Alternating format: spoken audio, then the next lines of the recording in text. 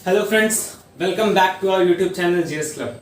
हमारा पॉलिटी का वीडियो आ ही रहा है, मॉडर्न हिस्ट्री चल ही रहा है, तो वही पॉलिटी का आज सीरीज आगे बढ़ाते हुए मैंने संविधान के निर्माण का चैप्टर उठाया। ये चैप्टर उठाया है सबसे पहले पढ़ने के लिए। अब पहले मैंने पढ़ाया वैसे चीज़ों को जिसे आपको याद करना था। बहुत लोगों ने बोला कि याद करने में दिक्कत होता है, जैसे अनुच्छेद, अनुसूचियाँ, ये सब बेसिक चीज़ें जिसको पॉलिटी पढ़ने वाले को पता होना चाहिए, तो वो पहले कवर हो गया। अब वैसे चैप्टर को उठाया गया है, वैसे चैप्टर को पढ़ाने का कोशिश कर रहा हूं जिससे आपको पढ़ना भी है, समझना भी है, कॉन्सेप्ट समझना है, क्यों हुआ ऐसा, कैसे हुआ, और उसके बाद उसमें जो फैक्ट क्वेश्चन के रूप में आते हैं उनको याद करना है। और एक इम्पॉर्टेंट नोटिस था कि कुछ लोगों ने बोला था कि बिहार दरोगा का सेट चाहिए हमको। बिहार दरोगा का जो अभी मेंस भी होने वाला है, अभी होने वाला है, कब होगा पता नहीं, अभी कोरोना की वजह से, तो मेंस भी होने वाला है। और जो नया वैकेंसी आया उससे रिलेटेड बहुत लोग पढ़ चुके हैं, कुछ को हमने बताया था कि किस तरीके से पढ़ना है। उसमें बहुत लोगों का ये भी कमेंट आया कि आपने बता दिया बीपीएससी लेवल का, यूपीएससी लेवल का। भाई अगर आप सिर्फ लूसेंट पढ़ रहे हो तो लूसेंट सब पढ़ रहे हैं, आपको मार्क्स उनसे ज़्यादा लाना है, आपको नंबर कट ऑफ क्रॉस करना है, तो उसके लिए उनसे थोड़ा ज़्यादा नॉलेज चाहिए ना आपको। वो नॉलेज जाने के लिए जब तक डीप नहीं पढ़ेगा तब तक कुछ काम होने वाला नहीं। तो इन सभी से रिलेटेड ऑब्जेक्टिव सभी के लिए सेट 25-25 क्वेश्चन का सेट रहेगा जो आपको कल से मिलना शुरू हो जाएगा। तो वो भी वीडियो देखिए जो बिहार दरोगा के लिए प्रिपरेशन कर रहे हैं और जिनका मेंस है, तो वो दोनों का काम करेगा। वैसे तो हमारा डिस्क्रिप्टिव फॉर्म में पॉलिटी, मॉडर्न हिस्ट्री तो अभी चल ही रहा है, उसी को सीरीज को आज आगे बढ़ाते हैं। किसका इसमें चैप्टर का आज नाम है संविधान का निर्माण। तो यहां से आज पढ़ना शुरू करते हैं।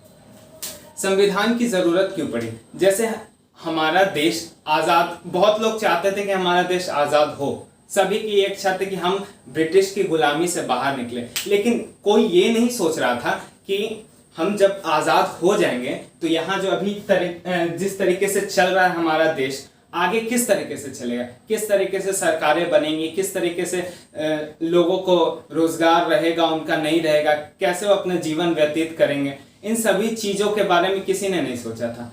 तो वही सोच जब धीरे धीरे विकसित हुई, मध्यम वर्ग और उच्च वर्ग वकीलों में, इन लोगों में विकसित हुई, तो उन्होंने सोचा कि किस तरीके से हमारे संविधान का निर्माण करना है और किस तरीके से आज़ादी के बाद हमें अपने हाथों में सत्ता रख के देश को चलाना है। तो यही रीजन था हमारे संविधान के निर्माण का।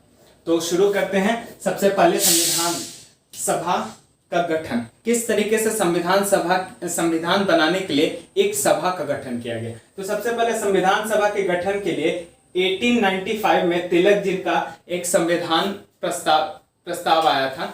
संविधान सभा के प्रस्ताव में, जिसको स्वराज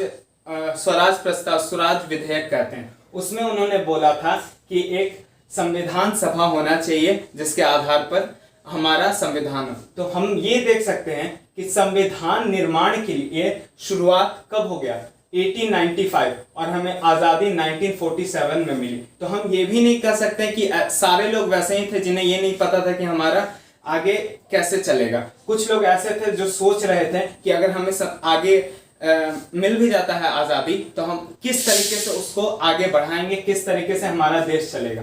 तो उन्हीं में थे एक तिलक जी, जिन्होंने सबसे पहले स्वराज विधेयक में अपने ये बताया था कि एक संविधान सभा का गठन होना चाहिए। और उसके बाद औपचारिक रूप से, ये वर्ड को ध्यान रखना है जब क्वेश्चन में आए, औपचारिक रूप से किसने सबसे पहले संविधान सभा का विचार दिया था? तो एम.एन. राय, जो बाद में हम पढ़ेंगे संवैधानिक सलाहकार भी बनते हैं संविधान सभा में, तो वही थे एम.एन. राय। इसके बाद ये सिर्फ अभी वो पढ़ना है, यहाँ पे मैं वो बताने का कोशिश कर रहा हूं कि किन लोगों ने अपना विचार दिया, किस तरीके से संविधान सभा का गठन किया जाना चाहिए। तो ये किस तरीके से गठन किया जाए। पहले एम.एन. राय ने बता दिया कि औपचारिक रूप से हमें, मतलब औपचारिक रूप से पहली बार संविधान सभा के गठन के बारे में इन्होंने ही बात किया। उसके बाद आते हैं जवाहरलाल नेहरू, जो कांग्रेस की तरफ से 1938 में बोलते हैं वयस्क मताधिकार के आधार पर संविधान सभा का गठन होना चाहिए। इन्होंने ये नहीं बताया था कि किस तरीके से गठन हो, क्योंकि गठन की मांग बहुत लोग कर रहे थे। तो जवाहरलाल नेहरू बोले कि गठन होना चाहिए, लेकिन किस आधार पे? वयस्क मताधिकार के आधार पर इसका गठन किया जाए।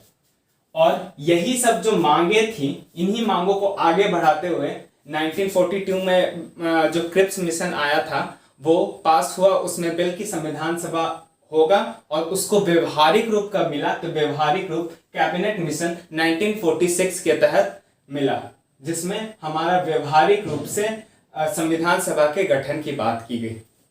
अब थोड़ा सा पॉइंट समझते हैं। सबसे पहले कैबिनेट मिशन, कैबिनेट मिशन का गठन कब हुआ, तो जैसे व्यवहारिक रूप कैबिनेट मिशन के तहत मिला, तो पहले समझते हैं थोड़ा कैबिनेट मिशन में क्या हुआ था, क्या था, कब आया। तो ये 23 मार्च को आया था। सबसे पहले 23 मार्च को इंडिया आया कैबिनेट मिशन, और इसी के तहत हमारे देश में संविधान सभा के गठन की बात की गई, जो व्यवहारिक रूप इसी मिशन के तहत लिया गया। जुलाई 1946 में फिर ये संविधान सभा के गठन के लिए चुनाव किए गए थे। तो संविधान सभा में 3 लोग आए थे, सर स्टॉफर्ड क्रिप्स, पैथिंग लॉरेंस और एबी अलेक्जेंडर। मैंने सारा पॉइंट लिख दिया है ताकि किसी बच्चे को अगर स्क्रीनशॉट चाहिए नोट्स बनाने के लिए तो वहां से स्क्रीनशॉट भी ले सकते हैं। तो पैथिंग लॉरेंस इसके अध्यक्ष थे। इन्हीं की अध्यक्षता में ये 3 सदस्यीय कैबिनेट मिशन भारत में आया था, और इसमें कोई भी इंडियन नहीं था, सारे विदेशी थे, ब्रिटिश ही थे। तो उन्हीं की अध्यक्षता में कैबिनेट मिशन आया, जिसमें पहली बार यह बताया गया कि भारत में एक संविधान सभा का निर्माण करना चाहिए। अब थोड़ा सा जानते हैं संविधान सभा, ये वर्ड संविधान सभा, ये जो वर्ड इतना हम लोग बोल रहे हैं संविधान सभा संविधान सभा, इसका इस्तेमाल सबसे पहले किसने किया था, इस शब्द का इस्तेमाल? तो इस शब्द का इस्तेमाल सबसे पहले हेनरी मैन नामक एक ब्रिटिश थे, उन्हीं के द्वारा सबसे पहले इस संविधान सभा शब्द का इस्तेमाल किया गया था। यहां तक तो हमने पढ़ लिया कि कैबिनेट मिशन क्या था। ये सब थोड़ा तो ये आपको पॉलिटी में भी पढ़ना है, क्योंकि हिस्ट्री है संविधान का, और ये आपको मॉडर्न हिस्ट्री में भी पढ़ना है, दोनों जगह ये पढ़ना है। तो मॉडर्न हिस्ट्री में थोड़ा डीप में पढ़ लेंगे, लेकिन यहाँ सिर्फ इतना हम जान लें कि कैबिनेट मिशन के तहत हमारा संविधान सभा का निर्माण हुआ है। क्वेश्चन आता है किस मिशन के तहत हुआ था, तो कैबिनेट मिशन। उसमें 3 सदस्य थे, जिसमें अध्यक्ष पैथिंग लॉरेंस थे। अब पढ़ते हैं किस तरीके से संविधान सभा का चुनाव किया गया था। तो सबसे पहले अप्रत्यक्ष रूप से चुनाव होता है और एक प्रत्यक्ष रूप से चुनाव होता है। प्रत्यक्ष रूप से चुनाव वो होता है जिसमें हम खुद, एक देश का निवासी जो है वो खुद अपने द्वारा जाके वहां वोट डालता है। जैसे हम विधानसभा का वोट देते हैं, विधानसभा के लिए हर आदमी जाके वोट देता है। लोकसभा का चुनाव होता है, लोकसभा के चुनाव के लिए हम वोट देते हैं। लेकिन राष्ट्रपति का भी तो चुनाव होता है, उपराष्ट्रपति का भी चुनाव होता है, उसमें तो हम भाग नहीं लेते हैं। तो वो किस तरीके का चुनाव हुआ, वो हुआ अप्रत्यक्ष चुनाव। ये हुआ, अब यही अप्रत्यक्ष चुनाव यहाँ पर है, जिसमें हमारे द्वारा जो चुन के गया हुआ इंसान है, विधानसभा में बैठा हुआ है, विधान परिषद में तो दूसरे, हम विधानसभा में जो हमारे प्रतिनिधि गए हुए हैं, लोकसभा में हमारे प्रतिनिधि गए हुए हैं, उनके द्वारा चुना जाता है राष्ट्रपति को। उसी तरीके से यहाँ हुआ था। उस समय जो प्रांतों में विधानसभाएं थी, उसमें जो चुने गए लोग थे, उनके द्वारा मतलब कि अप्रत्यक्ष रूप से संविधान सभा के मेंबर्स को चुना गया था। और उसमें टोटल मेंबर्स की संख्या कितनी थी, तो टोटल मेंबर्स 389 चुने गए थे, जो अलग अलग प्रांत से चुने गए थे। कुछ कमिश्नरी प्रांत थे, कुछ देशी रियासतें थी, और कुछ नॉर्मल प्रांत थे। उन सभी जगह से इसमें सदस्य चुन के गए थे, जिसमें से 389 का बंटवारा इस तरीके से किया गया था कि 292 11 ब्रिटिश प्रांतों की संख्या 11 थी, उससे चुन के गए 292। 4 चीफ कमिश्नरी से चुन के गए थे। ये 4 चीफ कमिश्नरी कौन से थे, तो दिल्ली, अजमेर, मेवाड़, कुर्ग जो मैसूर में पड़ता था, मतलब कर्नाटक वाले इलाके में, और बलूचिस्तान, क्योंकि पाकिस्तान उस समय हमारे इलाके में आता था, उस समय तो बंटवारा हुआ नहीं था, भारत में आता था, तो बलूचिस्तान वो वाला इलाका। और ये जो चुने गए लोग थे, इनका निर्धारण किस आधार पर किया गया था कि सब जगह तो जनसंख्या अलग अलग होगी हर प्रांत में, तो वहां पे बांटा गया कि किस प्रांत को, जैसे अभी भी होता है कि बिहार का कुछ सीट है विधानसभा में या लोकसभा में अलग सीट है, वेस्ट बंगाल का अलग है, इस तरीके से किस तरीके से सीट का निर्धारण करना है हमको। तो सीटों का निर्धारण करने के लिए 10 लाख की जनसंख्या को मान्य बताया गया कि 10 लाख की संख्या पर एक सीट का निर्धारण किया जाएगा। और ये जो चुनाव प्रक्रिया, जो अभी का चुनाव प्रक्रिया उसी आधार पर किया गया था, एकल संक्रमणीय मत द्वारा। यही चुनाव की प्रक्रिया, यही जो प्रक्रिया है एकल संक्रमणीय मत पद्धति, यही अभी हमारे राष्ट्रपति का जब चुनाव होता है उस समय भी इस्तेमाल किया जाता है, और उपराष्ट्रपति का होता है तो उस समय भी इस्तेमाल किया जाता है। इसी पद्धति के द्वारा अभी भी चुनाव होते हैं। तो यही तरीका अपनाया गया था यहाँ पर भी, क्योंकि यह अप्रत्यक्ष रूप से चुना जा रहा था, तो अप्रत्यक्ष रूप में इसी तरीके का इस्तेमाल किया जाता है पद्धति का। और यहाँ पर 4 चीफ कमिश्नरी हो गए। अब थे 93 देसी रियासतों को, जो देसी रियासत छोटे छोटे थे जैसे हैदराबाद, ये सब तो देसी रियासत थे।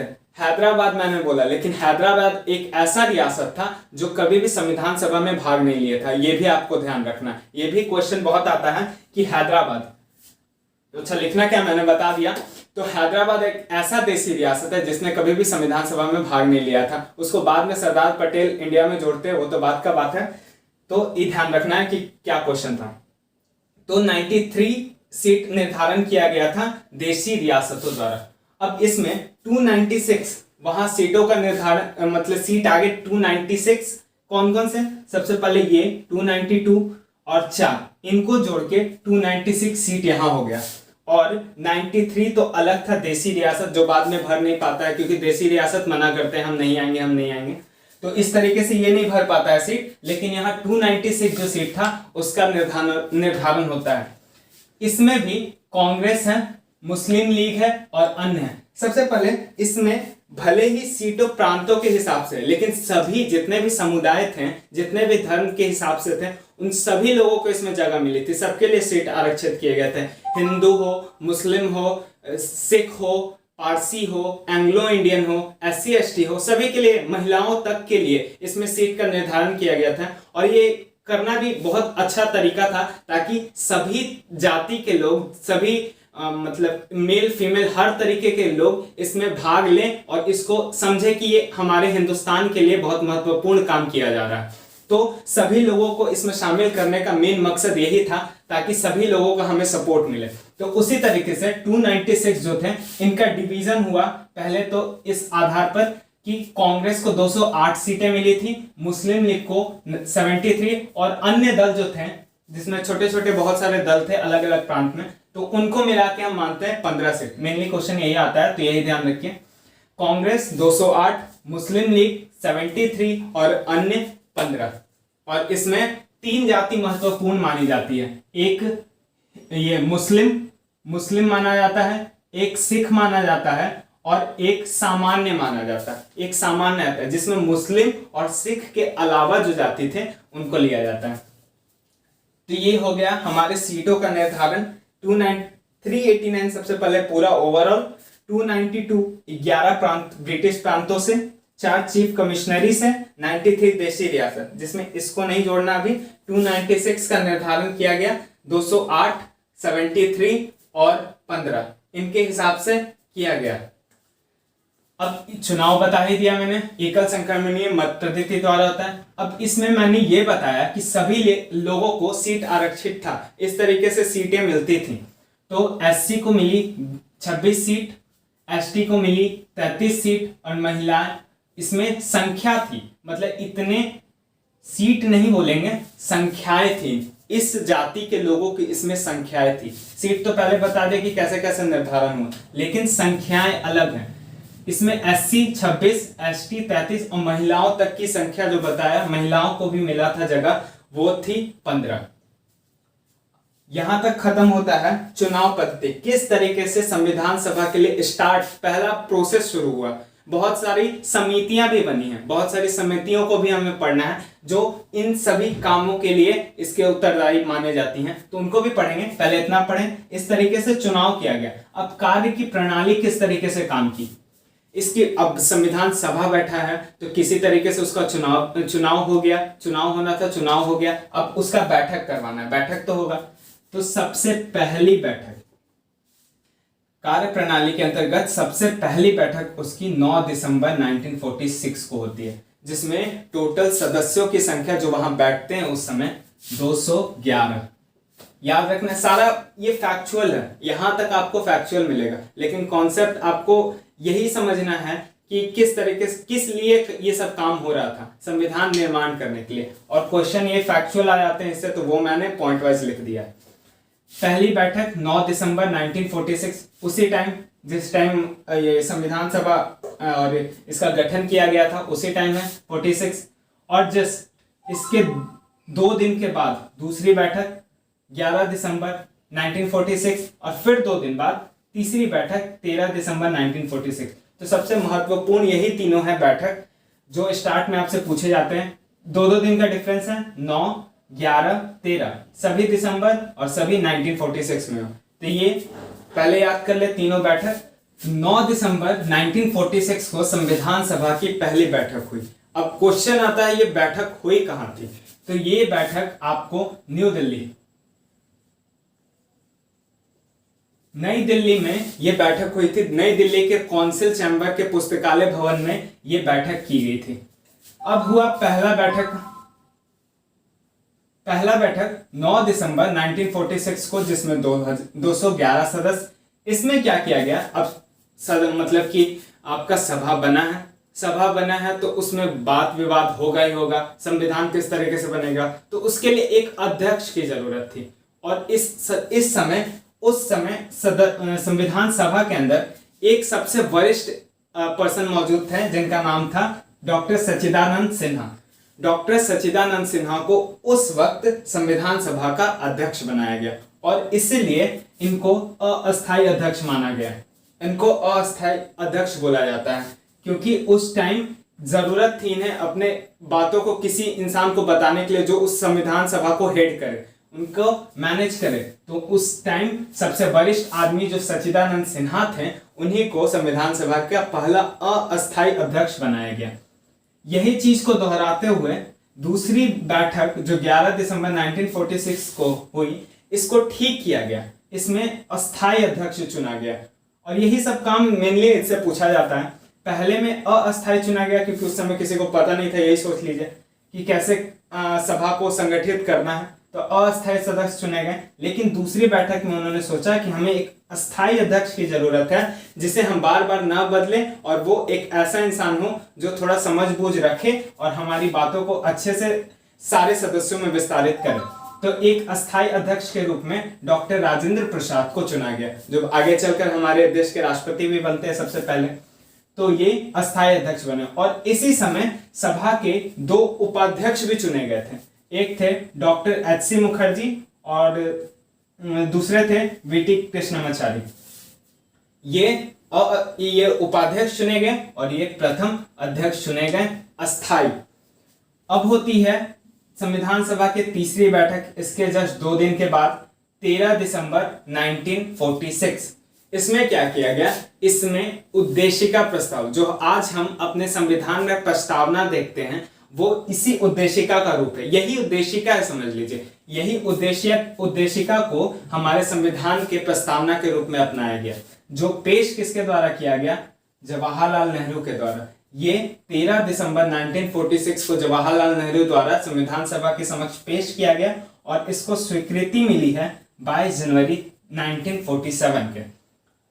तो तीनों बैठक का काम, एक में अस्थायी अध्यक्ष को चुना गया, एक में अस्थायी अध्यक्ष और उपाध्यक्ष चुने गए, और तीसरी बैठक में सबसे महत्वपूर्ण काम हमारे देश का जो प्रस्तावना आज हमारे संविधान में है उसका रूप प्रस्तुत किया गया उद्देशिका प्रस्ताव के रूप में। उद्देशिका प्रस्ताव को हम समझ क्या सकते, क्या है उद्देशिका प्रस्ताव, वर्ड से समझते। उद्देश्य हमारा, जब संविधान बन जाएगा हम उसको अपने देश में कैसे लागू करेंगे, हमारा उद्देश्य क्या होगा संविधान बनाने का, उसी चीज को यहाँ शॉर्ट फॉर्म में बताया गया।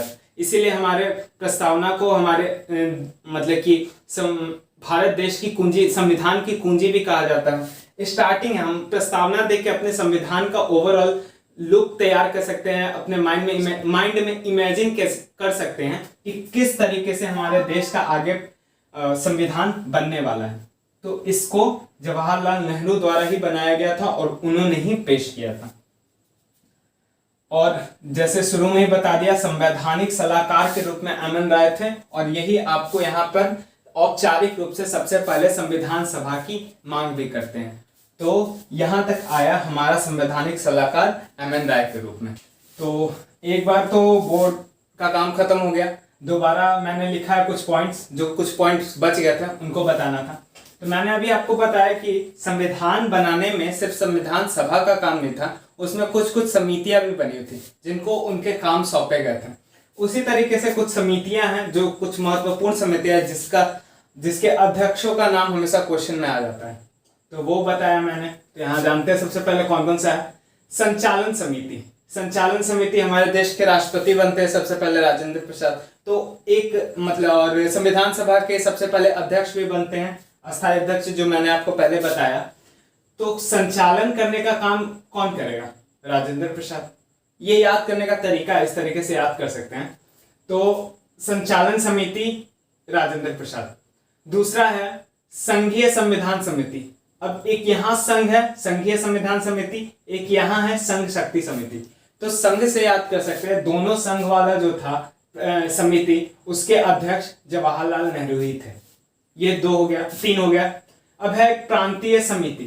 प्रांतीय समिति में सरदार वल्लभ भाई पटेल। हमको सभी को पता है कि सरदार वल्लभ भाई पटेल ने कितना मेहनत किया है हमारे देश में। जो छोटे छोटे रियासतें थे जो अलग होना चाह रहे थे, उनको समझा बुझाकर अपने अंदर मिलाने में, तो सबको संगठित करने का श्रेय सरदार पटेल को ही जाता है। तो प्रांतों को प्रांतीय समिति सरदार वल्लभ भाई पटेल के अंदर थी। ये उनको इसको याद करने का तरीका कि प्रांतीय समिति सरदार पटेल के हाथों में थी। अब एक है मौलिक अधिकार एवं अल्पसंख्यक परमादेश। अब प्रांतीय समिति को लोग मिलाएंगे किस तरह मिलाएंगे? उन क्या प्रॉब्लम है, अल्पसंख्यक लोगों का क्या प्रॉब्लम है, उनके मौलिक अधिकारों, इन्हीं सब चीजों की बात करके ना मिलाएंगे। तो मौलिक अधिकार और अल्पसंख्यक परामर्श समिति, ये भी सरदार पटेल के हाथों में थी। तो संचालन राजेंद्र प्रसाद, संघीय संविधान समिति और संघीय शक्ति समिति दोनों जवाहरलाल नेहरू के हाथों में। प्रांतीय समिति, इसके भी अध्यक्ष सरदार पटेल, और मौलिक अधिकार और अल्पसंख्यक परामर्श समिति के अध्यक्ष भी सरदार पटेल।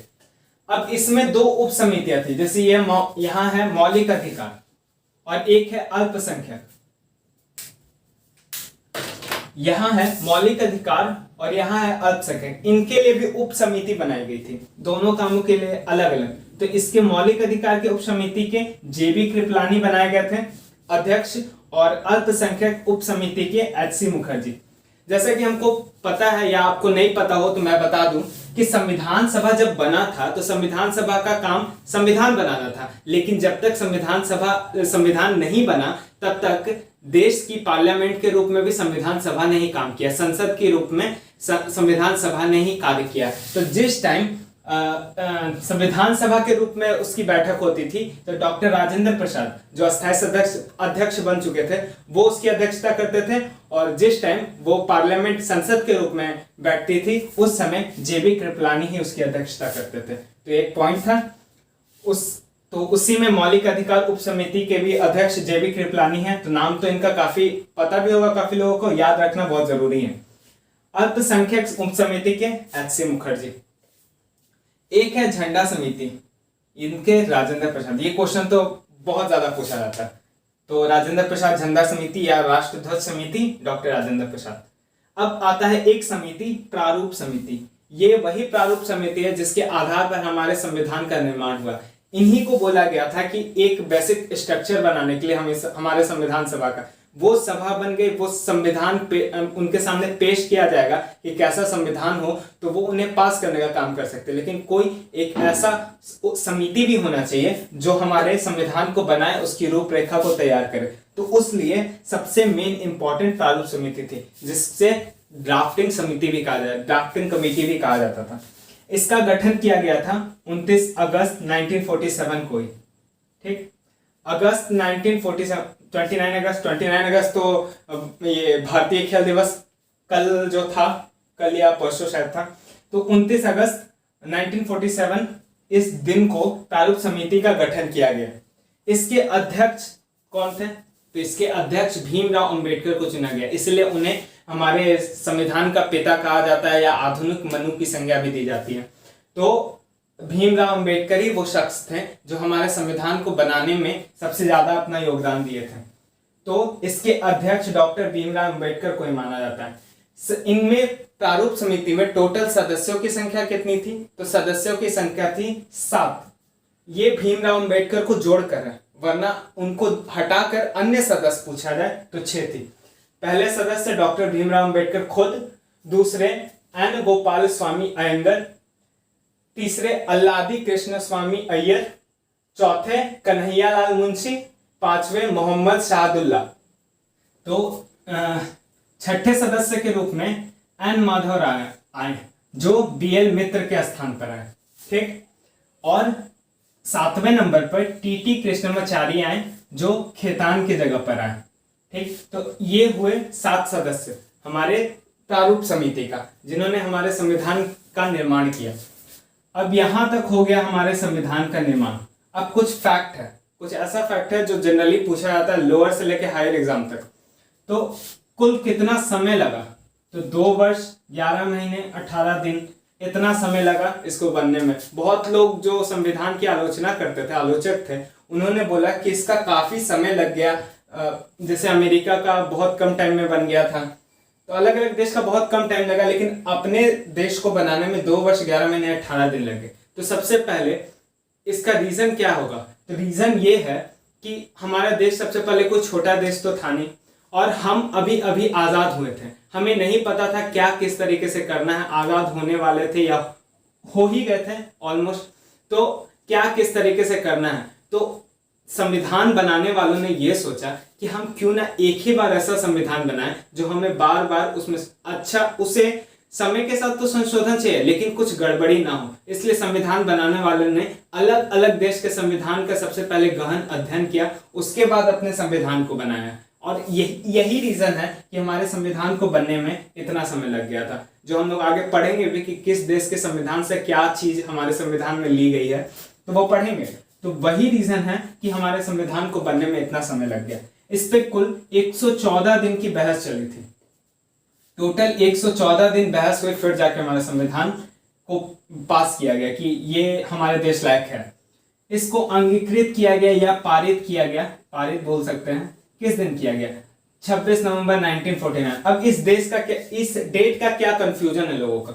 ये अंगीकृत करने का देश है, मतलब इस तारीख को हमारा संविधान तैयार था, उसे लागू किया जा सकता था। लेकिन जो 26 जनवरी है, इसका अलग महत्व है, इस दिन का अलग महत्व है, क्योंकि 1930 में ये डेट बना लिया गया था कि इसी दिन हम अपना संविधान लागू करेंगे, जो पहला बार झंडा फहराया गया था जवाहरलाल नेहरू के द्वारा रावी नदी के तट पर। तो उसी दिन सोच लिया गया था कि हम इसी दिन को संविधान के रूप में, एक लोकतंत्र के रूप में बनेंगे।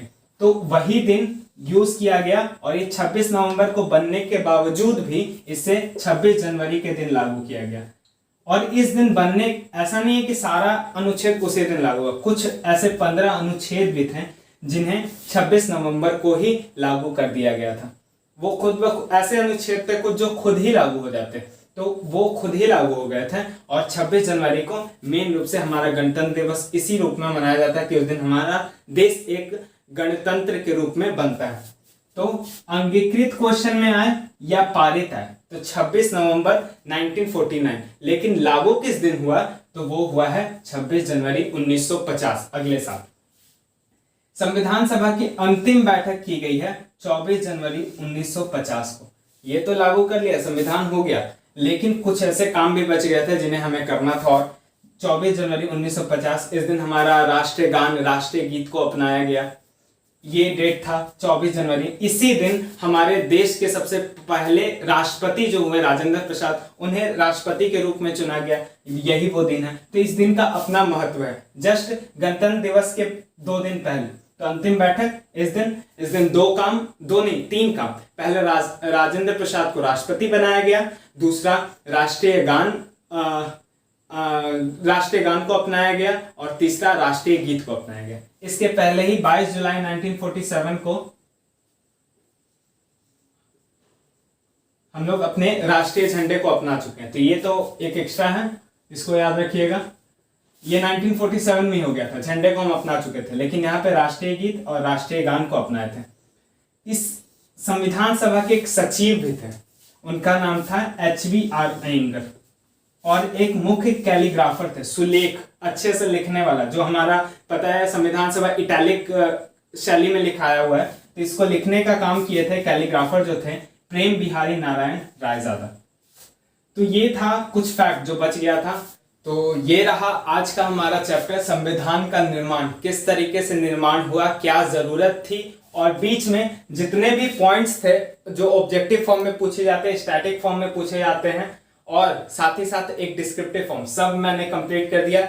बुक की बात करें तो मैंने लूसेंट का भी पॉइंट लिया है और एम लक्ष्मीकांत दोनों बुक का इस्तेमाल किया है। तो दोनों तरीके से आपके सारे ऑलमोस्ट जितने पूछे जाते हैं सारे पॉइंट्स मैंने कवर कर दिए। तो अगर एक बार में ना याद हुआ हो तो इसको 2 बार 3 बार देखें, उससे आपको रिवीजन होते रहेगा और दिमाग में एक कॉन्सेप्ट बनेगा कि इस तरीके से संविधान का निर्माण हुआ और क्या जरूरत रही उसकी। तो आशा करता हूं आपको मेरा ये पॉलिटी का ये चैप्टर अच्छा लगा हो। इसी तरीके से और भी चैप्टर्स आते रहेंगे, और याद दिला दे कि हमारा बिहार पुलिस से रिलेटेड ऑब्जेक्टिव फॉर्म जो सेट के लिए कुछ बच्चे बोल रहे थे, जो मैंने स्टार्टिंग में बताया था, वही शायद कल से आपको मिलना शुरू हो जाए। तो अच्छा लगे तो अगर कोई प्रॉब्लम हो तो प्रॉब्लम के लिए आप नीचे कमेंट भी कर सकते हैं, और साथ ही साथ इंस्टाग्राम का लिंक भी दिया होगा, वहां से आप डायरेक्ट मैसेज भी कर सकते हैं। तो तब तक के लिए थैंक यू।